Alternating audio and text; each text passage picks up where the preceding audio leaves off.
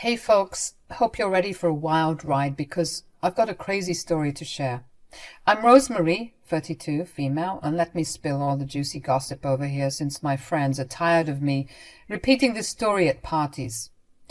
I'm sure by the end of it you'll agree with me when I tell them, how can I not? This shit is crazy. So you've probably heard of those mother-in-laws who are super weird about their sons, right? The women who breed the mama's boys, the ones who can't seem to let them go and almost act as if they're in a relationship with them. Well, imagine that. But instead of it being your mother-in-law, it's your sister-in-law. Crazy, right? Let me set the scene. My husband, Royce, and I met when he and his family were on holiday in my home country, South Africa. They were visiting Table Mountain, and I was there with some of my girls for some good old-fashioned bonding time. At first, I didn't even notice Royce on our trail, but as we returned from the hike and back down to the restaurant to unwind and enjoy ourselves, he started staring at me from across the room. Eventually, he was bold enough to start making his way towards our table just to chat, buying us drinks, you name it, anything to butter us, me, up. My friends were telling me he was super cute and that I should give it a shot, and he was agreeing with them, laying on the charm pretty thick. I was being flattered, of course, and I found his attempts endearing. Eventually, though, when he would spend more than 10 minutes at our table, I noticed that his sister Brooke would come as well, forcing him to get back to their own table. "Hi, ladies, you all look gorgeous." "Oh, thank you. You look beautiful as well." "I'm so sorry about my idiot brother." "Hey!"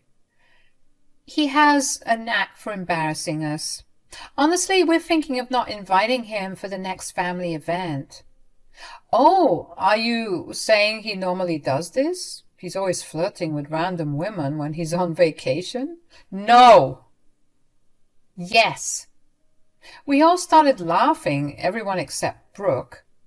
When Royce would tell her he wanted to stay and chat with us a bit more, she would get pissed, stomping back to her table with the rest of their family, who didn't seem to mind Royce's absence at all, mind you, glaring at us. I thought she was just trying to be gracious, avoiding family embarrassment and letting us enjoy ourselves without Royce all up in our business. But with hindsight, I can see that she was just clearly jealous. Let me tell you, the drama unfolds from there. Royce and I had a bit of a summer fling, you could say, just enjoying each other's company for the duration of his stay. We didn't even entertain the idea of anything working out long term because, well, he was from America and I was still living in South Africa. Long-distance relationships always suck, right? So we said we'd just be casual, no strings attached, and we did just that. When he went back to the States, I thought that would be the last I ever heard from the guy, but life has a funny way of proving us wrong sometimes. As if it was written in the stars or something, a couple of years later I found myself in Cincinnati doing some work for the charity I was involved with. I had just turned 30 and my life was turning out exactly as I had planned. I was on cloud 9 and no one could stop me. At the time, I didn't think that a man was in the cards for me because I was always business-oriented.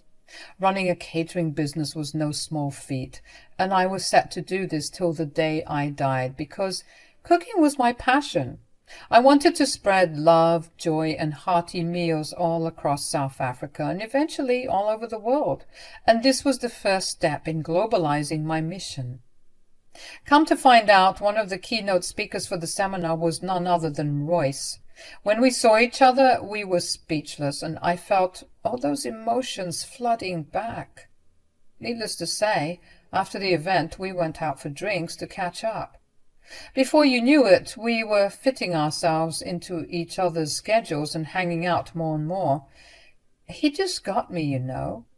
We fit like two peas in a pod, and I couldn't have been happier. He made me feel like that Katy Perry song, Teenage Dream. I was set to stay in the States for a couple more months, but he convinced me to stay longer, telling me that he was slowly falling for me and that he wanted us to be together. I reminded him about our locations because I was falling for him too. I had to keep my head straight. I wasn't about to let this guy come into my life and mess up my plans. But damn it! If this man didn't use some juju on me, then I don't know what was going on, because I was also falling in love with him. Before the end of the year, I was convinced that I had fallen way too deep and had to put a stop to it before my heart got completely broken. We can't do this. Why not? We can make it work. Listen, I've had my heart broken before, and I'm not going to let that happen again. Long distance is the worst. Are you really going to live your life like that, scared to try new things because, well, they're scary? You deserve happiness, Rosemary, and I want to give you everything this world has to offer. We can make this work. We'll find a way. We eventually settled on living in the States for a couple of years, starting a family there and then moving to South Africa down the line, especially when we were ready to retire. However, just because we were living in the States, we said that we would visit South Africa as much as possible, especially with any future kids, so that they don't forget their roots. It sounded like a solid plan, and I was ready to risk it all with this man. With my already established connections in the States, it was easier for me to transition into catering full-time here. Besides, living here full-time was going to help me spread my business far and wide. Royce needed some more time to make some South African connections for our move to be seamless, so that's why we stuck with America for now. Before we knew it, we were saying our vows and everything seemed to be going well for us. But Brooke was always in the corner, complaining and acting a fool. I was getting sick of her antics, wondering why she was so annoying. Royce told me that being the last born and the only girl in the family, she was always treated like a princess. It made sense, I guess. And I decided to keep our interactions limited because I couldn't handle her. She was just so bitter and annoying. She'd always complain, especially during the wedding preparations. She was acting more of a bridezilla than I was, and it wasn't even her day. Her complaints were always around Royce and how unavailable he'd become. She'd even joke around, saying that I had stolen Royce away from her, but it always rubbed me the wrong way. What sort of sister says something like that about their brothers? She's a weird lady, I'll tell you that. What really set me off was when she wanted to come with us on our honeymoon and stay in the same resort, saying that she also needed a vacation. She was just weird like that, you know. Of course we rejected her suggestion, and as the spoiled princess she was, she threw a tantrum, saying she wouldn't come to the wedding. Everyone was sick of her acting that way, so we all just started ignoring her, the same way you'd ignore an annoying kid. When she saw that we weren't falling for her crap, she would sulk, but eventually come around when she realized that no one was going to coddle her. She even came late to the wedding, no doubt wanting to stir the pot, but again we were all ignoring her BS and enjoying ourselves. My wedding day was beautiful, and I managed to focus on what was truly important. After we returned from our honeymoon and were settling into married life, we came home to find that Royce's mom had gifted us a freaking house. Can you believe it? We were over the moon and beyond grateful, but of course Brooke just couldn't share in our happiness. Camille! Oh, please, still with the Camille. Call me Mom, for God's sake. Oh, Mom, I don't even know what to say. Say you'll accept it. You deserve it. You two have made me so happy, and don't worry, I've made sure there's enough space so that when you two have little ones, you won't have to worry about a thing. Oh, come on, Mom. What? It's about time. I got some grandbabies. Lord knows your sister doesn't have much time left. I'm right here, Mom. It's not my fault my boyfriend doesn't want to take things to the next level. Thank you so much for this. As a thank you for being so thoughtful, I decided to host a family dinner party and bring everyone together. I was on the verge of disinviting Brooke because I wasn't in the mood for the drama, and I didn't want to have to resage my house to get rid of her bad vibes, but decided against it because I didn't want to be mean. With the way the night went, I wish I had listened to my gut. Everyone was complimenting the food at the dinner table, saying how amazing it was to taste South African culture. Brooke, however, was being an ass, saying some rude and, dare I say, racist things about the food. We were all getting sick of her mouth when Royce had enough. He just yelled at Brooke and told her to go home if she wasn't happy. Yikes. It just seems like a peasant food. Excuse me? Brooke, what is wrong with you? Oh, I didn't mean any harm. I'm just saying it's not my taste, you know. I'm used to eating fancier things. Good to know. Next time I'll make a special dish just for you. Oh, don't worry. You don't need to do that. I guess I'll just stomach this. Enough. Royce, don't yell. No, Mom, I'm sick of her BS. Why do you always have to act like this? Like what? Like a spoiled brat. It's disgusting. Royce, how could you say that to me? I'm your baby sis. Yeah, you're my baby sister, but you're not a baby. We're like 30 minutes apart, damn it. If you don't like it here, then you can just leave. Really, Royce? You're kicking me out? You can't be serious. I've never been more serious in my life. You will not disrespect my wife. Not in this house, not ever. I don't know what's wrong with your taste buds. This food is so good, and you know it. But if you're not happy, you're more than welcome to leave. Now shut up and let me get back to eating before my chakalaka and pap. For the first time in what seemed like a very long time, Brooke had shut up. My man had read her for filth, and I was living for every moment of it. She shut up and went back to eating, not participating in the conversation. She even went back for seconds. Can you believe the nerve of that girl? The night ended with her awkwardly making up an excuse to leave early, and then she left. Camille told Royce that he had gone too far, but he didn't give a damn, and neither did I. Well, a couple of years had passed, and I was now 32. For the past year, after that dinner party I held, I had been catering for my mother-in-law because she was so impressed with my food. You see, my mother-in-law was known for hosting the best parties in town, inviting all these rich people to invest in her businesses. She had connections everywhere, and she was well respected within the community because of all the charity work she did. She had a very big house, and a lot of people dreamed of being invited to one of those parties just to get a glimpse of her perfect life. She would host 2 big parties in a year, one in the summer and a New Year's party as well. The first time Camille had asked me to cater, everything was perfect. My ego was boosted seeing all the people at the party go back for seconds, even thirds. At the end of the night, Camille came to me and gave me the biggest hug ever, telling me that she was so glad that Royce had married someone so talented. I swear this food is amazing. How do you do it? You keep impressing me every time I taste your cooking. What can I say? I have a great team behind me. They're the real heroes of the night. Oh, there you go, being humble again. Just wait, Missy. You're destined for great things. I didn't think it was that good.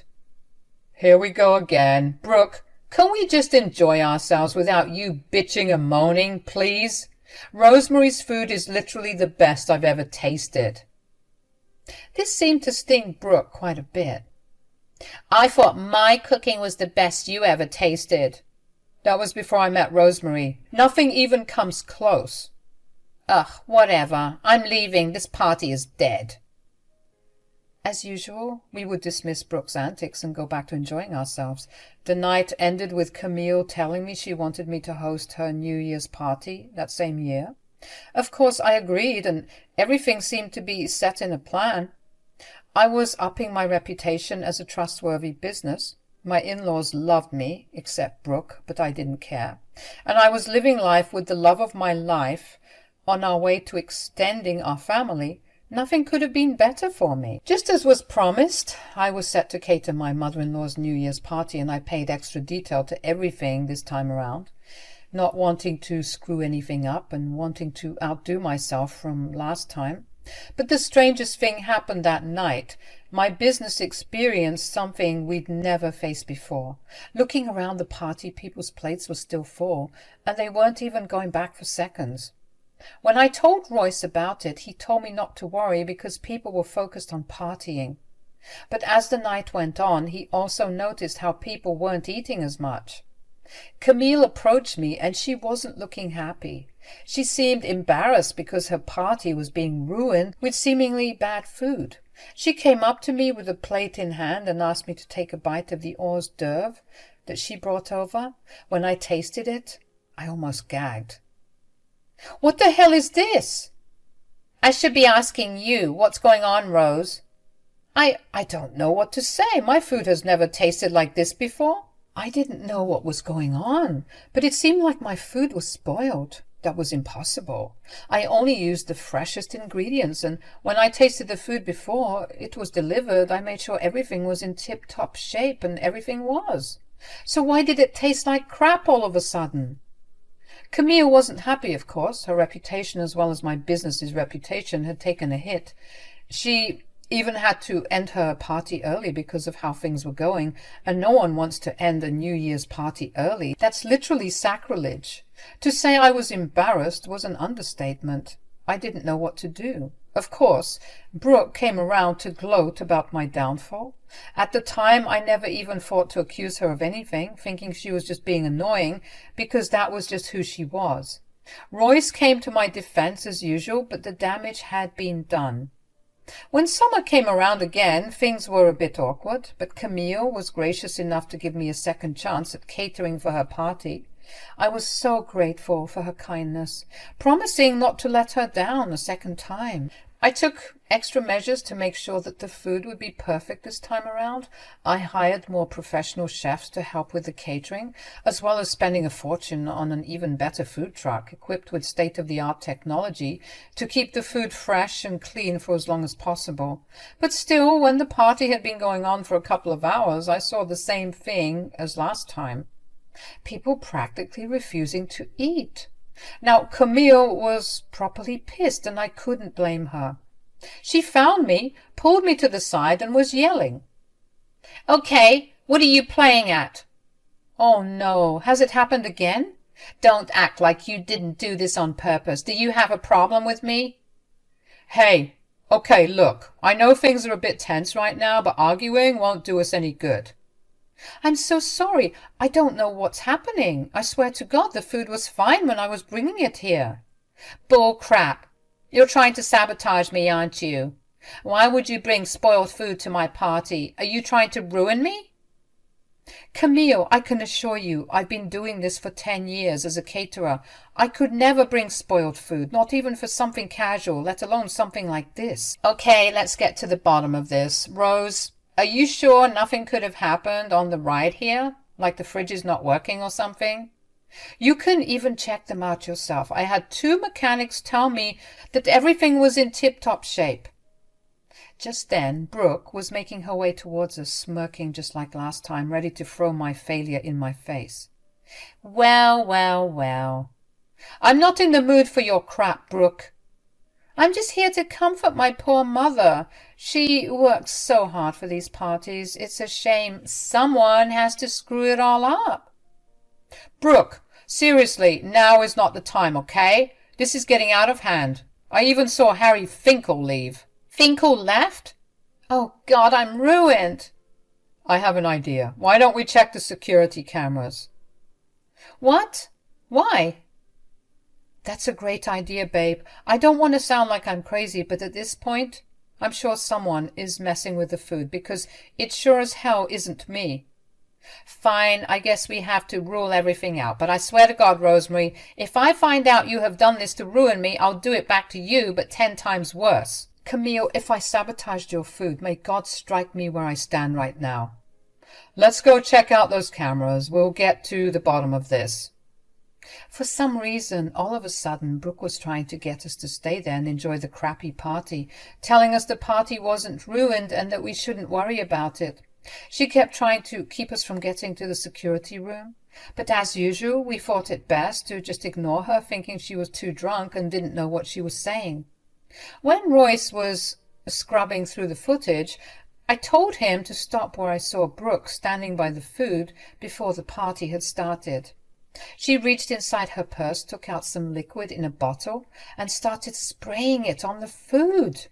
She got a spoon and mixed it all up, spraying some more, and then closed the dishes. She did this for all the food. We all looked at her and asked her what the hell she was doing. But she was now sheepish all of a sudden. I lunged at her, grabbing her purse, and she was trying to hold on to it. But she let go, dropping her stuff everywhere. I picked up the bottle that was in her bag and smelled it, and it smelled like rotten meat and fish. I almost threw up. It was so bad. Roy smelled it too and also gagged, and Camille was yelling at her daughter, asking her what she had sprayed in the food. That's when Brooke broke down and started crying. Turns out I was correct in my guess. She had managed to get a hold of some rotting meat and used it to sabotage the food. Are you serious right now? Tell me you're joking. What the hell is wrong with you? What if someone got sick or worse, died? That would ruin me. Brooke, I can't even know what to say. How could you? Now we have to put a halt on everything. I mean, I don't think it's that big of a deal. You will shut your mouth, Missy, do you hear me? Your time for talking is over. I don't want to hear a single word out of your mouth. Now, if you'll excuse me, I have to make sure the food isn't being served. Camille was so upset, she said she was going to call the police and stomped out of the room. We thought at first that she was just saying things out of anger, but soon enough the police arrived, and Camille had turned the drama away from the bad food to the bad company that was ruining everything. Brooke was a mess, crying and kicking and screaming like a toddler, asking how her mother could do this to her. But Camille didn't say anything to her. When the police took Brooke away and Camille had announced to everyone that the party could be resumed, she turned to me and apologized, telling me that she was sorry for doubting me. No, there's nothing to apologize for. How could we have known? You had every right to be upset with me. I just hate that she did this to us. Mom, did you really just get Brooke arrested? It had to be done. Like Rose said, people could have died. I don't take this issue lightly. She's a grown woman, and last time I checked, her brain was working normally. She just chooses to be an awful person, and I'm sick of it. I treated her like the adult she was, so if she thinks she can get away with poisoning people, she should think again. You're right. I'm sure a night or two in the slammer would teach her a much-needed lesson. I'm just glad that my food wasn't the problem. I didn't know what I was going to do if someone decided to sue. I would be ruined. Don't worry. I want to be transparent about everything. People deserve to know the truth, so I'll make the video public and let the people know that if they want to sue, they can sue Brooke. Oof, that's cold, Mom. I second it. I think she deserves it.